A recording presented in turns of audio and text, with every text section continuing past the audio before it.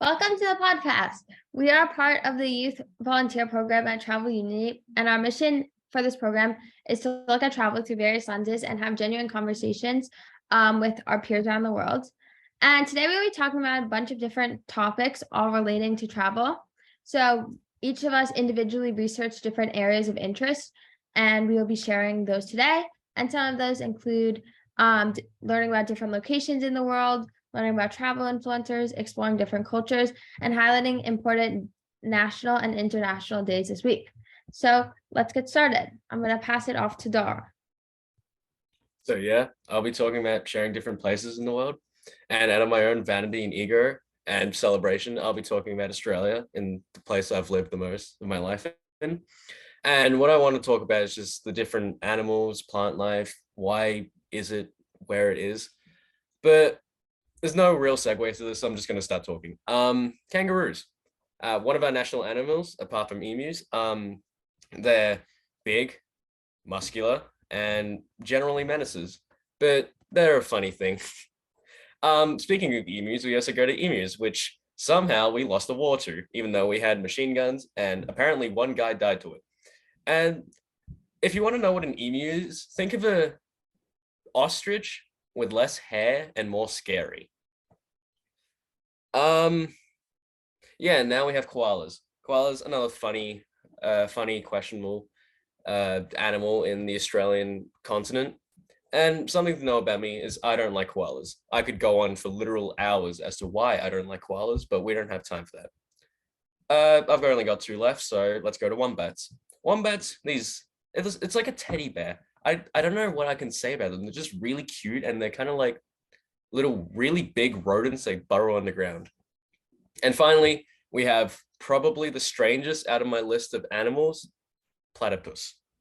These are rat with a duck bill, a beaver tail, and a poisonous thumb.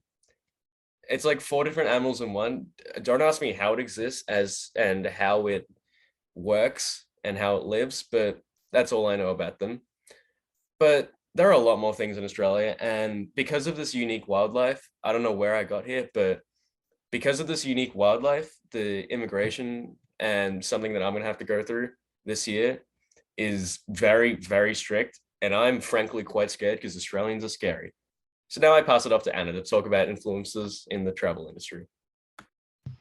What's up, everyone? I'm Anna, and for my segment, I'll be highlighting an inspirational travel influencer to help you start your travel journey. I'm excited about this week's travel influencer because it's someone who I watch personally and love. And if you're on my YouTube recommendation, you'll see this channel pop up almost every Sunday. And it is a YouTube channel called Eamon and Beck. And Eamon and Beck are a couple who founded a channel and create content about their travel experiences as a couple and with their dog named Oso. This channel is helpful for anyone who wants to explore new places with their loved ones, or like me, likes to watch travel content for fun. More about the channel. This channel shares a lot about van life, and for me, I went from someone who barely knew about van life to now interested and inspired to live in one. Eamon and Beck lived 10 years of living in a van, which they renovated themselves from a Sprinter van to a full, comfortable home space. They filmed the whole renovation process from putting new ceilings to showing how to install electric floors, and I found it interesting to watch how a regular typical van that has nothing inside originally can be transformed into a space that has a full bathroom, bedroom, and kitchen. The fun part about the channel is that they travel to many different countries with the van, including to Europe, Mexico, and Morocco. Every country they went to, they will film how they spent their day from morning to night, and they also show how to cook in a limited space with only a stovetop. In addition to travel video, they do cool challenges like swapping vans with other influencers and living in 24 hours in an igloo. The pandemic impacted us all in various ways, and for Eamon and Beck, they had to move to a cabin in the woods. They were inspired to build their dream home in the woods, and they also, in the process, they also built outdoor shower and kitchen. There are so many things to watch in this channel, far more than the things I explain here, and it's a never-ending cycle because they post new videos almost every Sunday. Recently, they've decided that they are moving to Mexico, so there are cool travel vlogs to look forward to. If you want to learn more about the channel, watch Eamon and Beck on their YouTube channel. That's all for my segment. Hopefully this helps bring you one step closer to your travel experience. I'll hand it over to Mackenzie, who will share more about an interesting culture. Thank you, Anna. Today, I'm going to talk about the Baiju. They are a culture that actually came up in my history class when we were talking about freediving. Freediving is a really interesting sport where people will swim underwater without any snorkeling gear or any scuba diving gear. And basically they swim underwater for as deep as they can. And the best of these freedivers are the Baiju. They are sea nomads who get their main source of food by spearfishing, and they mainly live in coastal towns throughout Malaysia, Indonesia, and the Philippines. They have a larger lung capacity, and that means that they can free dive for more than 5 minutes and go as far underwater as 259 feet. And what's interesting about this is that the reason that they've been able to reach these feats in free diving is because they've been spearfishing for over 1,000 years. It's a cultural tradition. Men and young boys will learn to fish since they can. That's their culture, and that's their daily life. They spend about 8 hours a day fishing, and when they get home, they'll make jewelry from seashells. They'll sometimes use turtle shells as well. And one of the biggest crafts that one of the most important craftsmanship that the Baiju make are called the kain moga, which are rectangular cloths with small intricate designs. And what's interesting about this is that they are used as a kind of trade currency, and they're also just used as house decorations and hangings.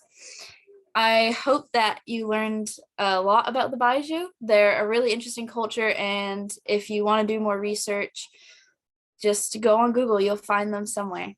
And I will hand it off to Sydney, who will talk about the cultural and national holidays of this month.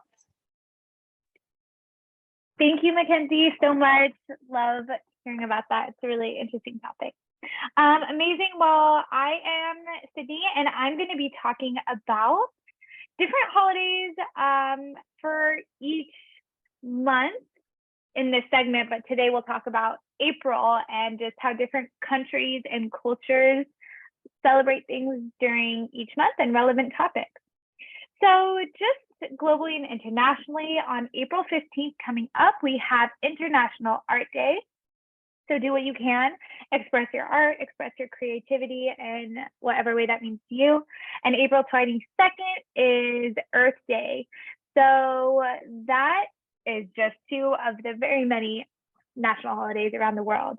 Another interesting thing that I wanted to bring up in this segment is talk about the relevance of, or coincidence, for lack of a better term, of Passover, Ramadan, and Easter coinciding this year. So Easter and Passover fall on the same weekend, usually, but the two coincide with Ramadan about once every 30 years. And ironically, I believe that this also happened last year, which is even more rare because it's a twice in every 30 years or whatever it may be. But I thought it was really interesting. My grandma actually brought that up, and I just thought, wow, it's crazy how, you know, each day something's going to happen and we're going to be living in that history. So I think it's a really cool coincidence how things just land where they may. And from my research, I saw that this coinciding of the holidays is a chance for people of different faiths, different practices to come together and share the same value of hope, renewal, and compassion. Just to come together and celebrate and practice and observe what, you know, everyone, each person believes in, and take the time to be there. So I thought that was an interesting occurrence, and we'll see when it happens next, if it's a coincidence and whatever it may be. So on that note, I'm going to pass it over to B to share a little personal experience. So take it away. Hi, I'm B, and I'm going to talk about the capital of Florida, Tallahassee. Tallahassee has a beautiful culture. It has a rich history. Being the capital of Florida, it has a historic capital, which I would definitely recommend visiting. It's beautiful and has amazing craftsmanship. If museums are your thing, you can go to the Museum of Florida History, which also has amazing history of Florida, which is very interesting about how, the Spanish came over and, found Florida. And there's also the Antique Car Museum, which is another site that I really like seeing. You can see cars and other cool gadgets that are just from history. The main thing that I wanted to talk about, though, was Railroad Square. Railroad Square is a warehouse district that is full of small businesses and vintage shops.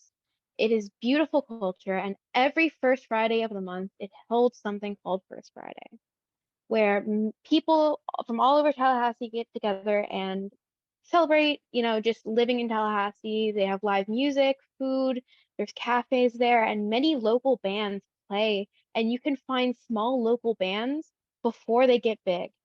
You can find this rich, beautiful love for passion in Railroad Square through art, music, and just everything, baking and goods. And I would definitely recommend visiting Tallahassee. And if you do visit, I hope you have fun in Railroad Square. And, with that, I'm going to pass it over to Abigail. That's so interesting. Now I have to go to Tallahassee. So this is kind of a discussion that all of us are going to have, but I was thinking about travel and what the importance of it. And my question was kind of like, what is a meaningful travel experience that you all have had? And what did that teach you? So when I thought about this for myself, I was thinking about the time that I went to Israel, and it really like immersed me in the Jewish culture and a completely different way of life than in America, because basically everyone shares like a common religion, and that just creates like a whole community of people who think very like-mindedly. And this like taught me a lot about being more like open-minded and curious about different ways of life. And I think traveling places that are kind of polar to where you live or the culture you're a part of can really make you more insightful and bring you a newfound appreciation for something. So if anyone has anything to add on to that or anything to say about the question, we could start with B. So personally, one of the biggest influences I have in travel is when I've traveled to Louisiana. I find Louisiana has a beautiful culture and it has rich history as well. Going to New Orleans and going to, the French Quarter and having beignets from Cafe Du Monde and going to the market, just experiencing a lifestyle that is so full of passion in Louisiana. I feel like it has a lot of culture that I don't experience as much in other places, or it's a different culture than what I experience.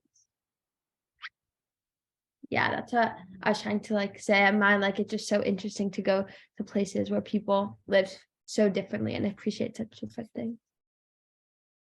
Joyce, do you want to talk about your experience?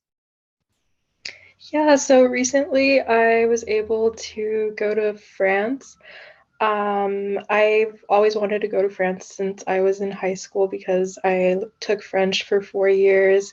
And being able to go was a cool experience because I was able to kind of see the different architecture that's there. Like there's the Eiffel Tower. There's the Arc de Triomphe, which would translated mean like the Arc of Triumph. And there's lots of like cool places to see. It was also an interesting experience to ride the public transportation there because it's like one of the main forms of transportation. And it's probably like one of the ways that tourists primarily commute there. So I think, it was definitely a meaningful experience. And getting or being able to see like those different buildings that I learned about in my high school French class, kind of just tied everything together. And, I was grateful to be able to, have a school that allowed allowed students to take like a foreign language and to learn about other countries. Mackenzie, did you also have something to add? Yes, I've never gotten the privilege to travel internationally, but I originally am from Colorado and I lived just about 20 minutes from Denver. So I was really used to the city life, I guess you could say, and you just have like your group of friends and everybody else is just kind of bystanders in your life, I guess.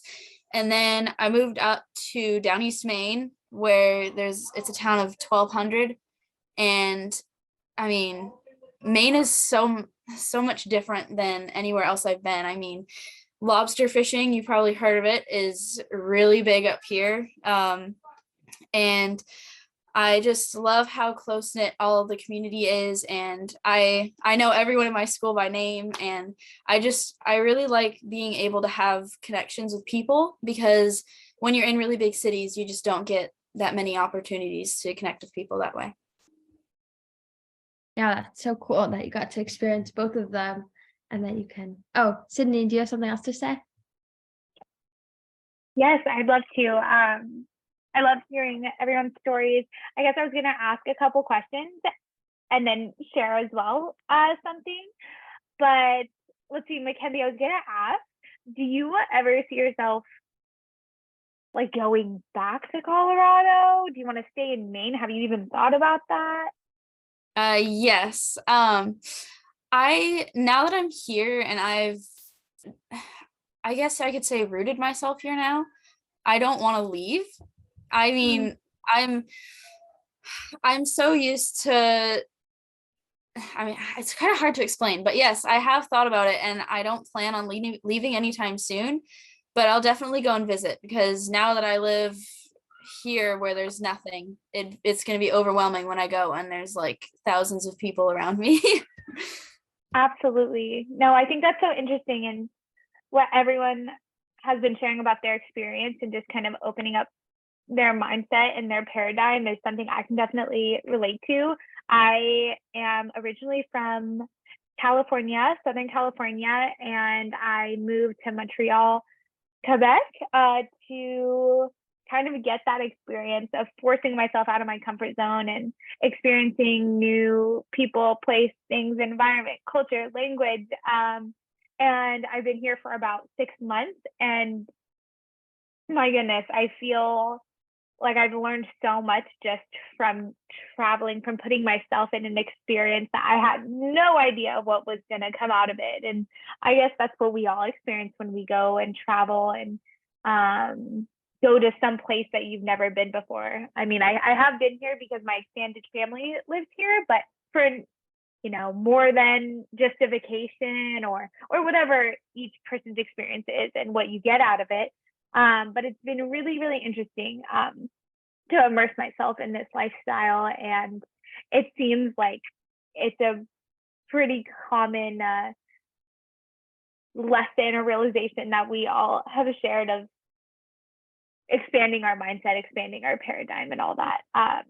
So yeah, I guess that's just a little bit about me. And then Abigail, I wanted to ask about the food that you experienced. If you remember like a place, I just am really curious about that. I don't remember a place, but it's definitely this is food related, but not like where you could eat. But in the markets, or in the streets, it's just filled with food markets all over the place where you can get literally any food like you can possibly think of is just right there. Yum.